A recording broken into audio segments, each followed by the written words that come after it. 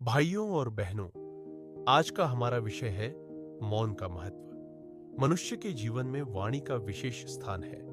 वाणी से ही हम मित्र बनाते हैं, वाणी से ही शत्रु बना लेते हैं, वाणी से ही पुण्य का बंध होता है और वाणी से ही पाप का बंध भी होता है।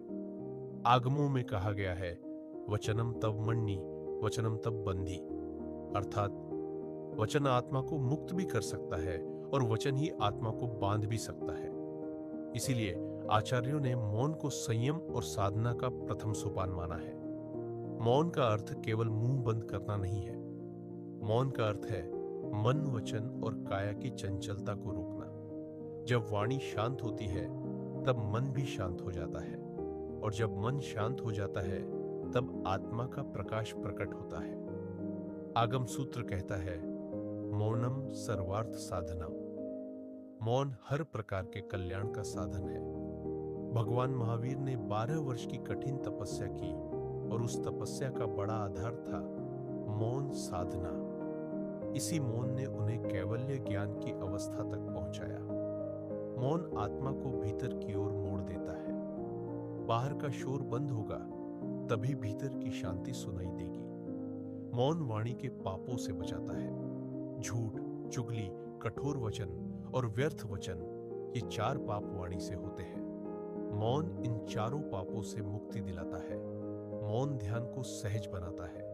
ध्यान तब गहरा होता है जब वाणी और मन दोनों मौन हो जाते हैं। मुनिराज जंगलों में जाकर मौन रहते हैं ताकि ध्यान अखंडित बना रहे। मौन से मन शांत होता है। विवाद की स्थिति में मौन क्रोध को ठंडा कर देता है। कटु वाणी रिश्तों को बिगाड़ देती है, पर मौन रिश्तों को बचा लेता है। मौन ऊर्जा की रक्षा करता है।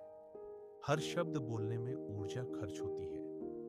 मौन रहकर उस ऊर्जा को साधना और पुण्य कार्यों में लगाया जा सकता है। मौन ज्ञान की वृद्धि करता है। बोलने से अधिक सुनने वाला व्यक्ति ज्यादा सीखता है। भगवान महावीर ने दीक्षा के बाद 12 वर्ष तक मौन साधना की। लोग उन्हें अपमानित करते, मारते, परंतु वे मौन रहते। उसी मौन ने उन्हें सर्वज्ञ बना दिया। एक बार एक राजा ने एक साधु से पूछा, आप हमेशा चुप क्यों रहते हैं? क्या आप कुछ जानते नहीं? साधु ने कहा, मैं चुप इसलिए हूं ताकि मेरी वाणी से कोई आहत ना हो। मेरा मौन ही मेरा उत्तर है। राजा प्रभावित हुआ और उनके चरणों में झुक गया। एक श्रावक प्रतिदिन आधा घंटा मौन साधना करता था। कुछ ही समय में उसका स्वभाव इतना शांत हो गया कि परिवार और समाज में उसका आदर बढ़ गया।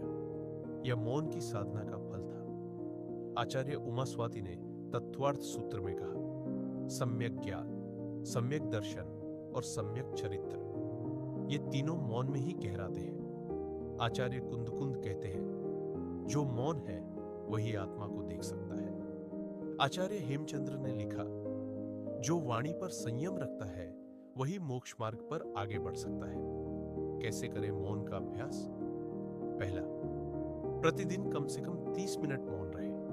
दूसरा, भोजन करते समय मौन रहे। तीसरा, पूजा, स्वाध्याय और प्रतिक्रमण मौन भाव से करें। चौथा, विवाद और क्रोध की स्थिति में मौन धारण करें। पांचवा, मौन समय का उपयोग आत्मचिंतन और ध्यान में करें। मौन आत्मा को भीतर की ओर मोड़ता है। मौन वाणी से होने वाले पापों से बचाता है। मौन ध्यान और साधना का आधार है। मौन संयम का अभ्यास कराता है। मौन से क्रोध और विवाद शांत हो जाते हैं।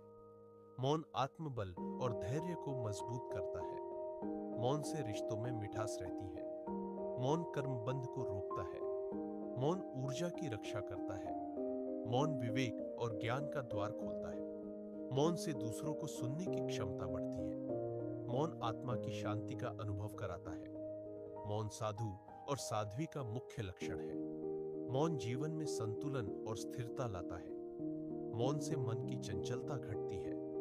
मौन वाणी को पवित्र बनाता है। मौन से ईर्ष्या, चुगली और कठोर वाणी जैसे दोष दूर होते हैं। मौन से पाप बंध घटता है और पुण्य का अर्जन होता है। मौन श्रावक श्राविका का आभूषण है और अंत में मौन आत्मा को मोक्ष मार्ग की ओर ले जाता है। प्रिय श्रावक श्राविकाओं, मौन कमजोरी नहीं है, यह आत्मा की सबसे बड़ी शक्ति है। मौन हमें पापों से बचाता है, संबंधों में मिठास लाता है, ध्यान को गहराता है और अंततः मोक्ष मार्ग की ओर ले जाता है। इसलिए जीवन में बोलो तो सत्य बोलो, बोलो तो मधुर बोलो, और जहां आवश्यकता न हो वहां मौन रहो। मंगलम भगवान वीर, मंगलम गौतमो गणि, मंगलम कुंद कुंदाद्यो, जैन धर्मोस्तु मंगलम जाबा